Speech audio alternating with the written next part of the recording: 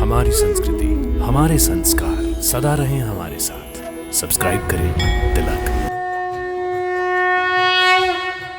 भक्तों नमस्कार, प्रणाम और हार्दिक अभिनंदन। भक्तों, आज हम अपने यात्रा कार्यक्रम में आपको डायमंड नगरी सूरत स्थित एक ऐसे प्राचीन मंदिर का दर्शन करवाने जा रहे हैं जहां देवाधिदेव महादेव का स्वयंभू रूप श्री कंटारेश्वर महादेव विराजमान है।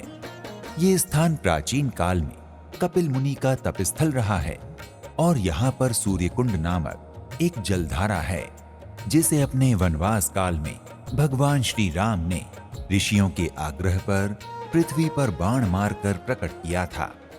आपको ये बता दूं, ये कंटारेश्वर महादेव का मंदिर है, वो ऐतिहासिक है और अपने नर्मदे पुराण में सूरत नर्मदा पुराण में उसका नाम में परिचित हुआ है।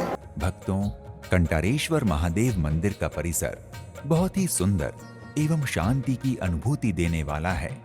यहाँ कंटारेश्वर महादेव के अतिरिक्त महादेव के प्रिय सेवक एवं वाहन नंदी जी की भी प्रतिमा विराजमान है।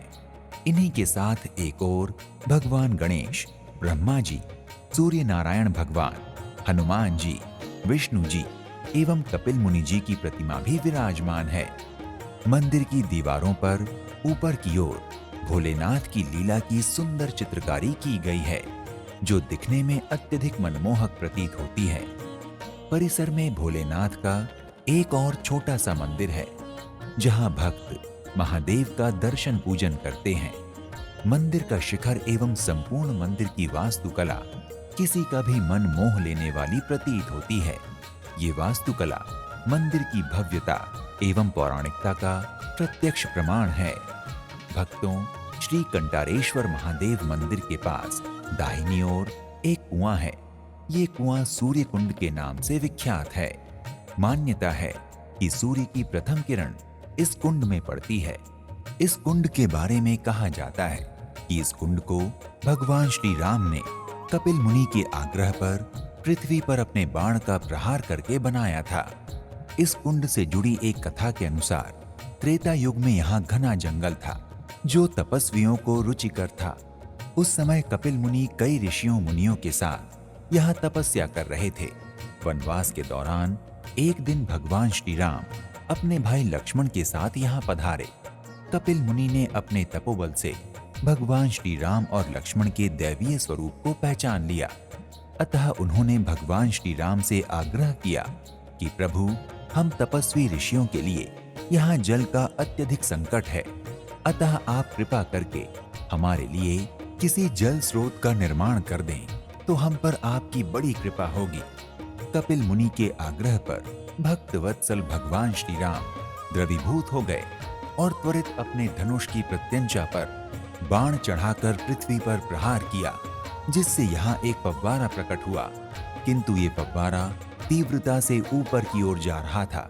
तब कपिल मुनि ने प्रभु से कहा कि प्रभु, ये जल ऊपर जा रहा है, अतः ये हम ऋषियों के किसी काम का नहीं है।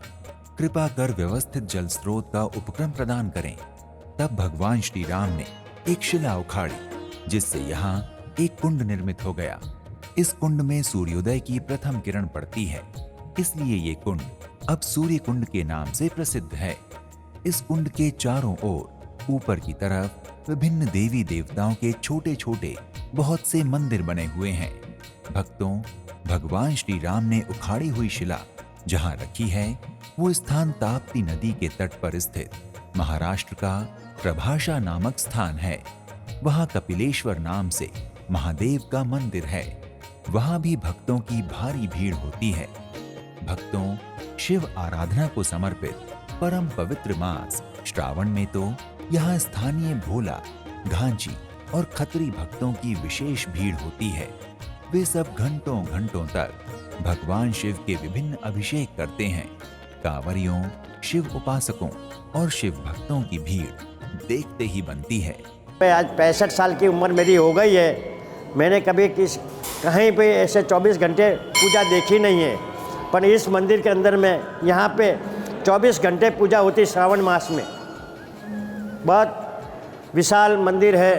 यहाँ पे आस्था भी इतनी है कि बहुत सारे पब्लिक दर्शन करने के लिए आते हैं और बहुत यहाँ का आशीर्वाद लेते हैं, मनोकामना भी पूरी होती है, यहाँ का आशीर्वाद लेके जाते हैं। श्रावण के दौरान यहाँ कई धार्मिक आयोजनों के साथ साथ महाशिव पुराण कथा पारायण किया जाता है। भक्तों, सूरत के कंटारेश्वर महादेव मंदिर में श्रद्धालुओं का प्रवेश बिल्कुल निशुल्क है, अर्थात कोई शुल्क नहीं लगता। भक्तों, सूरत के कंटारेश्वर महादेव मंदिर के पट भक्तों के लिए सामान्यतः सुबह 5 बजे से रात्रि 8 बजे तक खुले रहते हैं, किंतु सोमवार, प्रदोष, श्रावण और पुरुषोत्तम मास में ये मंदिर भक्तों के लिए सुबह 4 बजे से खुल जाता है। भक्तों, सूरत के कंटारेश्वर महादेव मंदिर में प्रतिदिन 2 आरतियां होती हैं। प्रथम आरती सुबह 7 बजे और संध्या आरती शाम 7 बजे होती है।